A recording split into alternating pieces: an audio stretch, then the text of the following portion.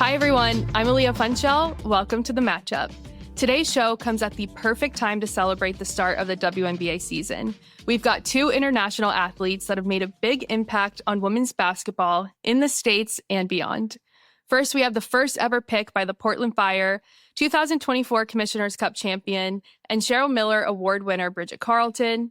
And with her today, we have 2005 WNBA champion, third all-time assist leader, and four-time All-Star, Ticha Penicheiro. Bridget, Ticha, welcome to The Matchup. I'm so excited that both of you amazing women are joining me today. How are we doing? Good. Really good. Yeah, thanks for having us. Bridget, I will start with you. How did you first meet Ticha? And her being the WNBA legend that she is, what was your first impression when you finally met her, being such a legend? Yeah, I didn't meet Ticha until after the Final Four, or during the Final Four of my senior year, which I wasn't playing in, but I was there visiting. And obviously I heard of the legend she was, but never met her. So it was really cool to interact. And it was kind of like a working conversation, seeing if we were going to work together. But it was really cool. I was a little bit starstruck and just really excited to be around her and meet her and introduce myself to her. It was cool. Yeah, I remember it was in Tampa, I think, and your nurse was the one that actually introduces a fellow Canadian. And she was like, "Hey, I have my friend. I think she's looking for an agent." I was like, "Bridget Carleton from Iowa State?" I was like, "Yes, let's talk." So that's exactly what happened. And what about Bridget that made you want to, invest in her and represent her before she even stepped foot on a court in the W? Well, just people say Swiss Army knife. I call her Canadian Army knife, just because, Bridget is someone that is a two-way player, can obviously play really well offensively, but defensively she can guard anyone from 1 to 5. And I'm also very particular about who I want to represent. Is not just being a good player, a great player, but also being a good person, someone that aligns with, my values, my respect for the game, someone that works hard. And when I talked to her coach as well, I mean, all the boxes checked. And obviously, she is where she is now. And it's been a great relationship. I think we've been together for 7 years. But everything that, they told me Bridget it was that and more. So to me, it was a no-brainer. Yeah. And Bridget, for you, obviously, we're in this era now where you're not just stepping on the court and playing, and that's all you're focused on. You have to build a brand and a presence. So what has Ticha taught you on the court, but also off the court when you're building an entire brand for yourself? Yeah, Tisha's been huge for me. First of all, she just believed in me from day one. And we've kind of started from the bottom and worked our way up to like going overseas every year, not making a lot of money to kind of where I am now. So it's really cool that she's always been in my corner and always believed in me. And I've always said like basketball is my priority. I want to be the best I can off the court. And then whatever comes off the court will come naturally. And I'm not going to be focused on that. I'm going to be focused on my job and make the priority the main thing. But Tisha's always been there, lending a helping hand when there are other opportunities. Again, that's never my main focus, but it is important, I think, in today's day and age to continue to be on social media and have a presence and allow people to get to know me as a player. And Tisha's fully supportive of that and behind me and who I am as a person as well. Oh, that's awesome. And Ticha, for you, I feel like the women's basketball landscape has changed so much. And when you were playing, what was it like, having to build something pretty much from the ground up? I mean, obviously, the early years of the W set a great foundation, but you helped elevate it and bring it to a new game and a new level. So those building stages, what was that like? Yeah, they were tough, just to see the progression. Now, obviously, this is the 30th year anniversary of the WNBA, so we have taken so many leaps. But I remember in the beginning, sharing rooms, being on Southwest trying to fight to get a window or exit row. And obviously just not having the viewership and the attendance that we have today. Also playing without social media was something that, I didn't get a chance to play with social media. So just seeing, obviously it's been 30 years, but to look back and to see that we've made it, and there's still so much ground to break, but it's a really good feeling to feel like one of the pioneers and to look back and see how much we have grown. Oh, yeah. You're definitely, I would say, the main reason that the WNBA playing style is where it is. The way that you are able to pass the ball is such an amazing thing. Like I sit back and like scroll through your highlights all the time because it's just truly so amazing. And honestly, sometimes too, when people are arguing about, oh, is women's basketball fun to watch? Obviously it is, but one of the main arguments is the passing. And I feel like you were a big component of how the game got to where it is today. So Bridget, for you, I would love to know, how have you seen the playing style evolve with, from when you were young and watching the league versus to where it is now? Yeah, I think people don't talk about Ticha enough. I think when they talk about, like, the legends of the game, and her highlights they're so fun to watch. Just like the European flair, the passes, the creativity, like you don't see that as much anymore. So it's so fun to watch her highlights. But no, I think the game's obviously changed a lot. The spacing, 1 through 4, sometimes even 5, being able to step out and shoot the 3. I think a lot of players are really versatile and being able to do a lot of different things, and it just makes it hard to guard. I think the scoring is super high. Obviously, we're seeing this season a lot of scoring happening because the offense is just so good. But it's been fun, like the evolution. I remember back in college, we were playing with 2 bigs in the paint, and now we're 5 out, which I enjoy playing and spacing and shooting 3s and running fast. So it's been fun, and I like playing this style. Definitely. What about you, Ticha? How have you seen the game evolve since you set the standard for it? Yeah, it's completely different now. I think, like Bridget mentioned, I think the true point guards and the true centers are like dinosaurs now. You might have 1 or 2, but it's kind of going away.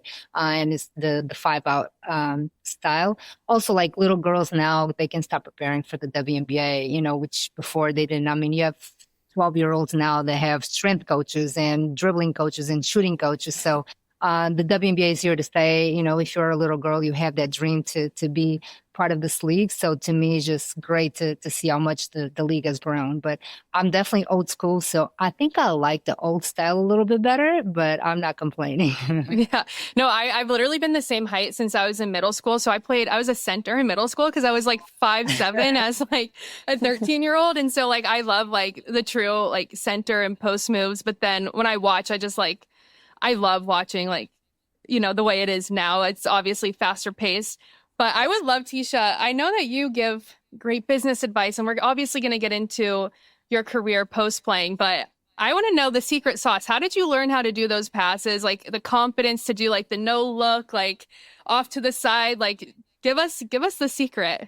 I don't know if there's a secret. I always compare it to just the people that can sing really well or play an instrument or draw. I feel like there was a part of me that it was already born. I was like born with it. And then obviously playing in the playground in Portugal with the boys, they all trying to block my shot and they were faster than me. And I kind of just developed a mechanism of, you're not going to block my shot.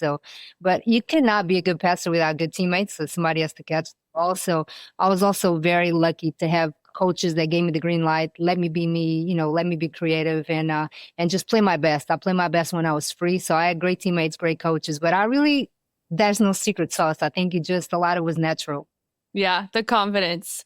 Bridget, for your early days, first of all, we're also going to get into this, but being from Canada and women's basketball has really started growing internationally and the talent is so amazing. But when you were growing up, was that similar to you? Were you playing with a lot of boys and trying to, not get beat up on, or what was that like for you? Yeah. It's funny. I actually, in grade 9, my high school, I played with the senior boys in a tournament one tournament. Wow. It was wasn't a meaningful tournament, but I was on the roster and I got some run, and actually they were leaving me wide open on the 3-point line. I was like, you guys, I'm a shooter. I'm going to hit these threes. So I did get lots of reps, practicing with our senior boys team when I was in grade 9. So younger than them. And my mom was actually my high school coach. So she helped me a lot, actually, not putting me in a box, letting me, I was also tall, but I didn't get locked into a post player. She worked on my handle, worked with my shooting, allowed me to do kind of everything and be creative. And like Ticha said, just gave me the freedom to kind of make mistakes and get better through that. So I think that was mainly my experience, and just wanting to be the best player I could be and represent my national team and go to the Olympics one day. Those are always my priorities. Yeah, and speaking of these international talents, the world, not just the national stage of women's basketball, but the world is evolving.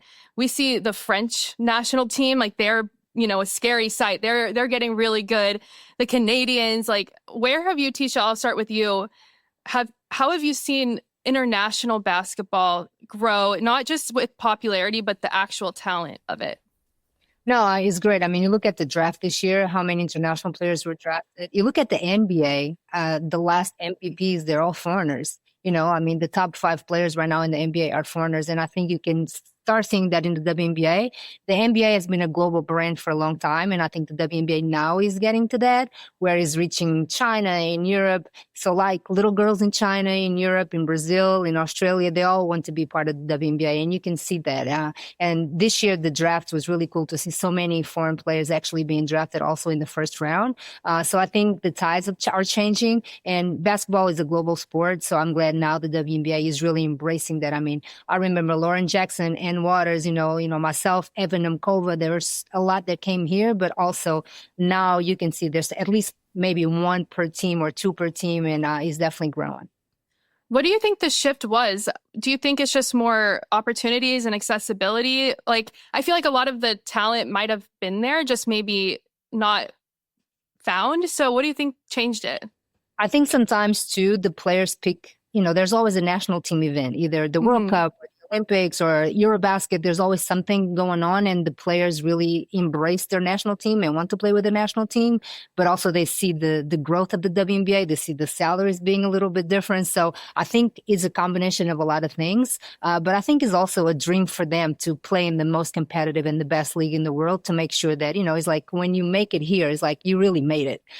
So I think it's a combination of a lot of things. Also more roster spots, more teams. I think all of that, combine into having, more players coming this way from overseas. For sure. Bridget, do you ever feel a pressure to put on for Canada and all the little Canadian girls that are like, oh, she's making a name for herself in the WNBA and beyond? Do you feel like more weight on your shoulders because of the representation aspect? Yeah, I wouldn't say it's a weight on my shoulders, but I do take it seriously. I think it's an honor, being able to represent Canada at this level, at this stage. And it's really cool. Like, I'm from a small town, Chatham, Ontario, that no one knows. So it's, people say Canada, they think Toronto or Vancouver, Montreal, but like, I'm like, no, I'm from Chatham, which no one knows where that is. So being from like a small town and getting to where I've gotten, and just, having so many little girls, Canadian girls, look up to me now that, like, when I was growing up, the WNBA wasn't visible in Canada. I went to a Detroit Shock game when I was growing up, but that was like the only WNBA I'd ever seen. Was never on the TV. So now that it's more accessible, now that there's a team in Canada, I'm just really excited to continue to represent and be one of the faces of that. Absolutely. And I do have to bring up the fact that Portland was playing with fire, pun intended. The fact that there was an expansion draft and there was a Canadian team, and then Portland had the first pick and picked you. I mean, that's like a movie right there. I kind of love that. But you've been thriving in Portland. Your game has elevated even more. So what have you've really hit your stride. You've been having great games. I think 16 points the other night. So what is clicking for you in Portland?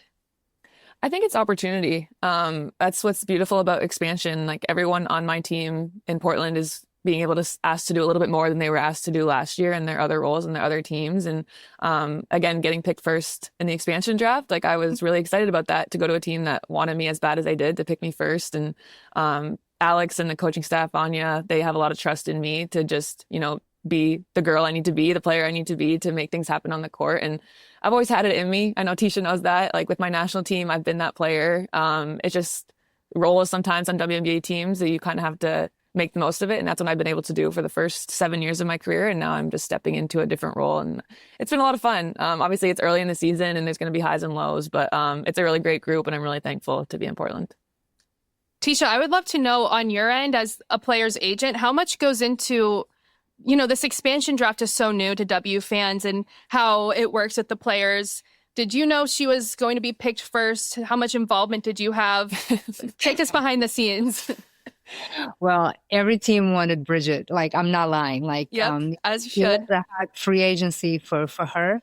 And I mean, we didn't know what was going to happen. We obviously met with Toronto and Portland like before the draft. We also didn't know like if Bridget was going to be protected or not. A lot of that stuff was actually protected as far as the information is concerned. So it was like we knew there was a chance, but we also knew that Toronto really wanted her for more obvious reasons than just her being a great player and a great um, a person. But obviously, we knew that Portland had the first pick, and it was a chance. And when it happened, I think it just really showed, like Bridget said, how much they really liked her. Because to take someone as the number one pick, it means a lot. So I think it's a great place for her. And we have, I mean, and it's really funny because tomorrow is actually Bridget's birthday, and she's playing in Happy Toronto. birthday. Thanks. So it's kind of poetic too that, you know, she's going to go back to Canada to play her first official WNBA game, and to play in Toronto. So it's kind of, it worked out, and sometimes you are where you're supposed to be. And actually Portland did what they really wanted was to take Bridget. Yeah, and Bridget, this was a very unprecedented free agency with the whole CBA up in the air. Is there a season? Is there not? But also you have so much on the table with now the pay and all of that. So how was Ticha guiding you through free agency? Was there something that, you know, you had no clue how to guide through and she helped you? Like, what was that like for you? Yeah, luckily we got to avoid some free agency because of the expansion draft, the craziness of that. But no, Ticha, I mean, since November, we had been talking and discussing free agency, what it might look like. And any questions I have, I'm texting her immediately. She's answering immediately. I'm overseas. She's in America. She answers right away. It's just like the craziness of so much unknown. But knowing I had Ticha like in my corner, no matter what happened, if there was a season, if there wasn't a season, we were going to figure something out and we were going to be fine no matter what happened. Yeah, that's why, you know, she's the best. I love it. It was actually the craziest like free agency in everybody's life, not just mine, but I mean, all agents, all WNBA GMs. I mean, we did it in like 3 or 4 days. It was insane. So I still don't know how we did it. I barely didn't sleep. Didn't sleep. I mean, it was insane, but I'm glad that we are having a season. I'm glad the CBA got done. I'm glad that these ladies are getting paid. So it's a lot of positives for sure, but it was a crazy time. Oh my gosh. I know. Even as a sports content creator covering the W, I now am like, I have to make a cheat sheet on who's on what team.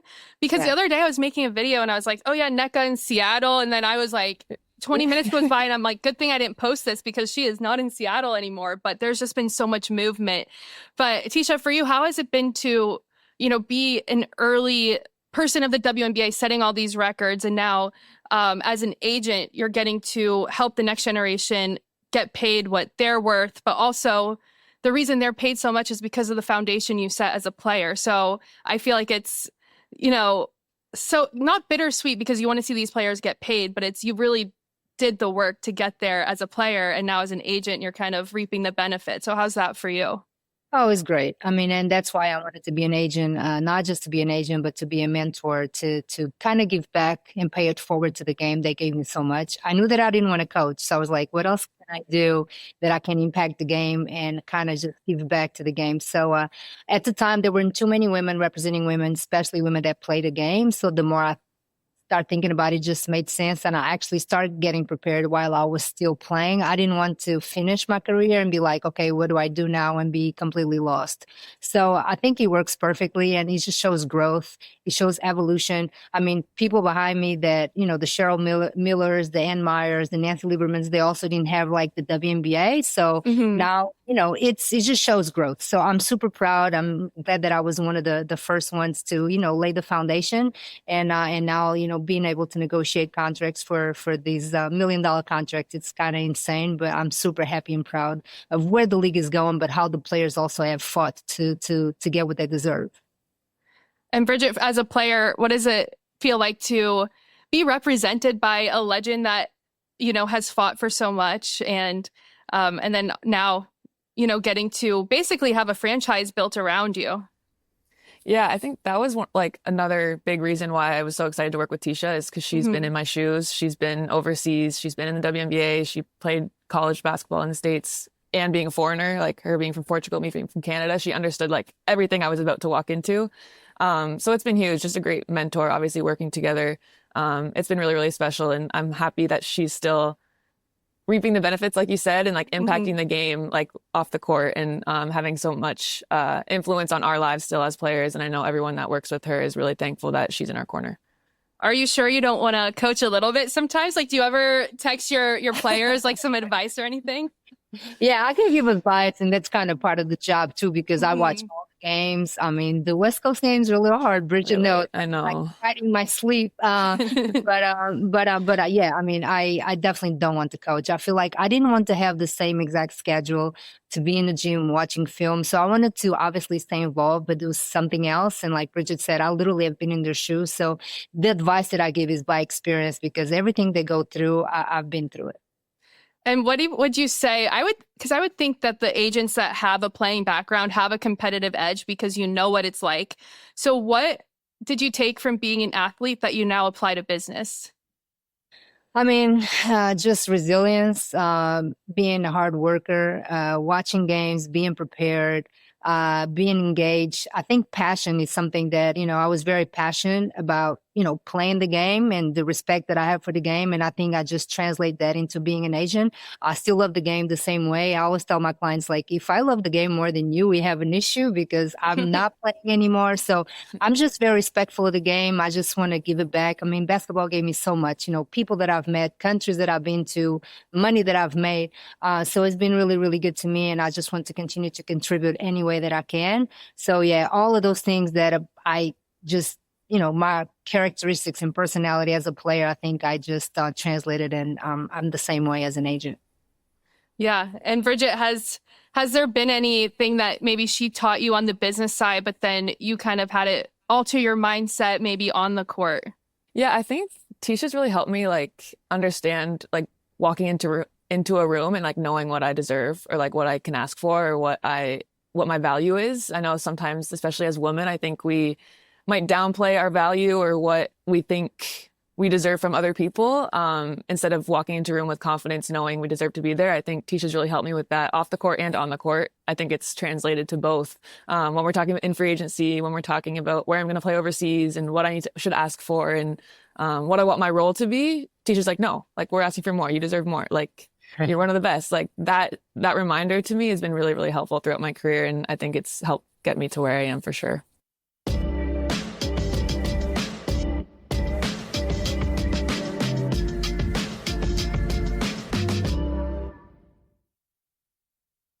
While I have the legend on the call with us, I might as well ask for people that maybe aren't athletes, but I have a lot of viewers of what I do that, want to be in either of your two shoes. Either they want to play or they want to be a powerful woman in sports. And even selfishly for myself, how do you walk into a room and demand what you deserve without being too overbearing, but also not caring about the gender roles? Because men do it all the time. So Ticha, give us some advice. How do we get better at that?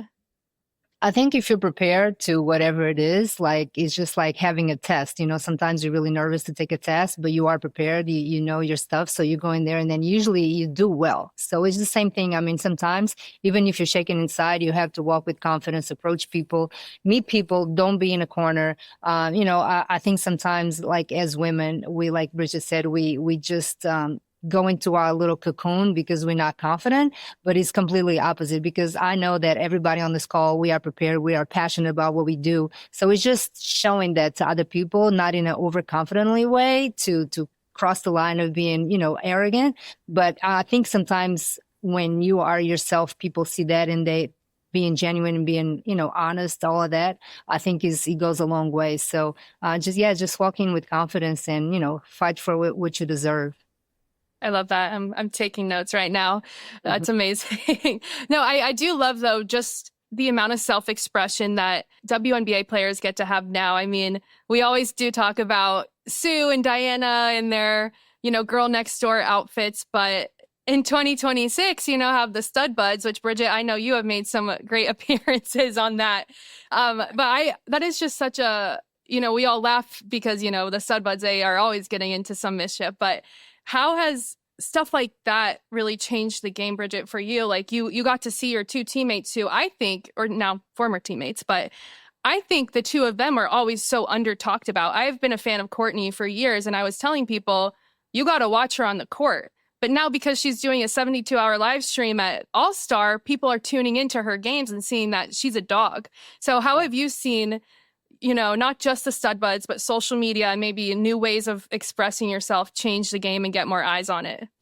For sure. I think there's like two sides to it, especially in women's sports. People obviously like watching us play, but also they like to get to know us as people, and that's how they become fans of us. I feel like a lot of WNBA fans are fans of like the players and not necessarily the teams, or they become fans of the teams because of the players, or like following them from college, or again, the stud bud stream, wanting to follow Seattle and Minnesota now.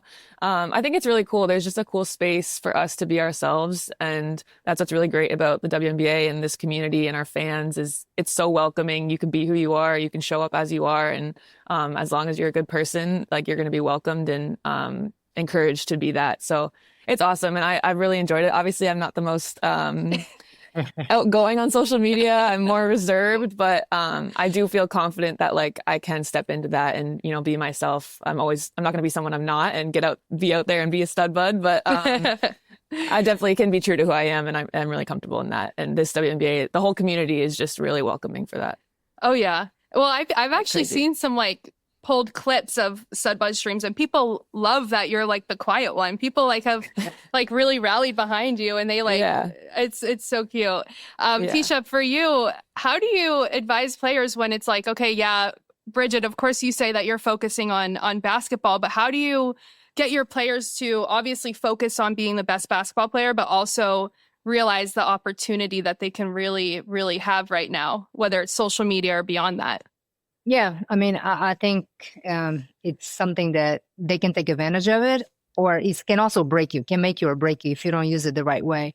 But I think all of my clients actually are like a little bit like Bridget. I kind of recruit the same people. But, the basketball is definitely the main thing. And if they do what they're supposed to do, a lot of the stuff happens organically. But to me, the most important thing about social media is to be authentic, and even with marketing opportunities, you have to align yourself with brands or companies that, also represent who you are. And I think most of them, like they are really authentic about the way they post on social media and to kind of show people who they really are. So, but yeah, it's social media has taken over this world, and for a lot of the players that sometimes more like you a little more worried about how many followers you have instead of being worried about what's your free throw percentage. Yeah, I don't think that's cool either. So I think keep focusing on the main thing, and everything else should happen organically. Yeah, no, I love that. I would love to switch gears here a little bit to Ticha, a little bit more about your playing career, and I do think it's so cool that you represent someone that got drafted first overall to the expansion team that was a revival team. First of all, do you ever want Sacramento to get revived, or what's your thought on that? I would love to. I'm still kind of heartbroken, like the way we folded back in 2009, we really didn't know the team was going to fold it. So we played our last game in Sacramento without being able to say goodbye to the fans. I mean, it was basically a family that just fell apart, like all teammates, we all went separate ways. So that was really, really hurt. And it's been so many years, but I think a lot of people in Sacramento are still hoping and praying and wishing that a team goes back there. I mean, obviously we have the Golden State Valkyries now that is at least close enough where they can drive to a game, but I would love for a team to get back to Sacramento. Yeah, with the amount of expansion teams, obviously with your history, I think like the revival teams are great, but do you think that it's a smart business decision to start fresh, kind of with what the Valkyries did, or to revive teams like with what Houston's about to do? Well, I mean, you have Detroit as well, Cleveland, so all those are going to be revived. So at the end of the day, I think the most important thing is that the owner that is, wants a team, wants it because they really support and love women's basketball. It's not because before it was like a charity thing. Now it's like it's the hot thing, so let's do it. I think the passion has to be there from the standpoint of the city and the ownership. But I don't really know the answer for that. If Sacramento will, ever have a team. I think like we are at 50 now. There's 3 more that have been announced. Houston is going to come back. So at the end of the day, I just want the WNBA to continue to grow. And if Sacramento never has a team. At least, we were there for what, 13 years. I mean, I don't even know what the trophy is. Like, wow, that's crazy. That is crazy. They need it in your backdrop. Like that would be the perfect addition to it. I can bring it to the so. Exactly. And Bridget, for you, I saw that the Fire got to meet with some of the original players and just had them at a game a few days ago. How was that getting to, connect with the past? Yeah, it was so cool. It's really cool that they're really putting an effort in to connect the past and reignite the fire, even though like different ownership groups, but it's still like we're remembering the past and that there was a Portland team before us. It's really cool just to interact with them. I'm glad we got the win in front of them. I told my GM, I said, we're not going to lose in front of the OGs. We got this. It was a close one, but no, it's just really cool that like the sense of community in Portland has been huge. I mean, we've only been there a couple weeks, but you feel the camaraderie, the love for women's sports with the Thorns as well. Just a really cool women's sports town. So it's really cool to be a part of that. And we're just embracing the past. So it's been awesome so far. And I'm really glad. Hopefully they come to lots more games. Oh, yeah. Have you found a favorite like coffee shop or anything out there yet? I found a couple. I don't have favorites yet. I still gotta do my research. Still playing the field. So Yes. Yeah. What's your go-to order? Because I gotta know. Because I'm a big coffee girl myself.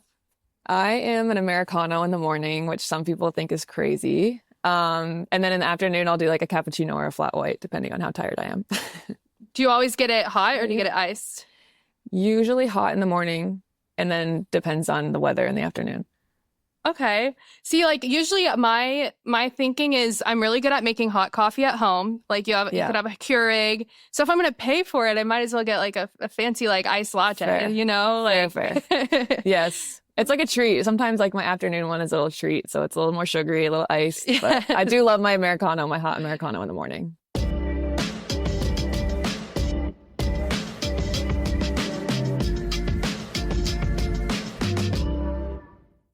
Switching gears here, before we get into a few of the fun, more rapid fire questions, I do want to touch on leagues such as Unrivaled, Athletes Unlimited versus playing overseas. Like, how do you think that affects the international play? I think it's individual. I think it depends on the player. I've really enjoyed going overseas because I feel like I know all the Europeans. I know how they play. So when I play for my national team, I know all the French girls. I know all the Spaniards. Like I know all of them really, really well. They also know me pretty well. So I guess there's that to it. But I don't know. I think it's individual. If you need the time off, if you want to play in the States, obviously, making money where you can, staying home, building your brand here versus going overseas. Yeah. I've really enjoyed going overseas and just like living over there and embracing the European lifestyle. But again, not for everybody. And I think it's just individual. Ticha, what about you? What do you think as an agent? Yeah, on the business side, I just love that these women now have so many different options. Before it was just overseas and mostly it was just Europe. Now there's Australia, there's Asia, like Japan just opened a women's league as well. And then to also stay in America, if you wanted to stay here, you have two good options, I guess 3 with Project B, but they're going to be hopping all over the world. So yeah, I just love all the options and all of the money that is being put into the women's game. Awesome. So now we're going to do some this or that. So just to get to know you guys a little bit better. So before a game, are you more of a music person or a podcast show type of person? Like maybe you're on the bus going to the game. What are you listening to? Music for sure. For sure. What kind of music? I got like Thames, Drake, slow stuff like slow R&B, but also like kind of energetic music. Nothing too crazy. What about you, Ticha?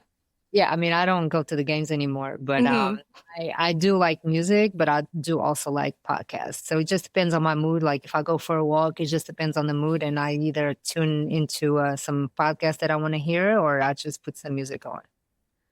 Are you an early bird or a night owl? Early bird. Early bird. Same. It's all the coffee. Yeah. I fall asleep at like 10 p.m. religiously. So I'm up at like 7. No, that's why as an East Coast girl, these West Coast games, like they really get me. So when you're at the free throw line, do you prefer complete silence, or do you like the chaos from the crowd? I mean, I if like I remember chaos. right, I'm pretty sure, didn't you have like 2 huge free throws in one of the games, like for the Lynx, I think last year? Game four of the finals. Yeah, oh, 2 years ago. Yeah. yeah, Honestly, I like the chaos. chaos. Okay. I don't like, when it's too quiet. Sometimes you hear like one thing and then you get like distracted, but I like the chaos. Yeah, chaos. Okay. I think the silence is actually too loud. Like when you Okay, yeah. silent, I think it's like takes your focus away. I think when it's loud, I think you focus better. Yeah. So in that case, do you prefer, obviously there's nothing like winning at home, but do you like a road win better or a home win better?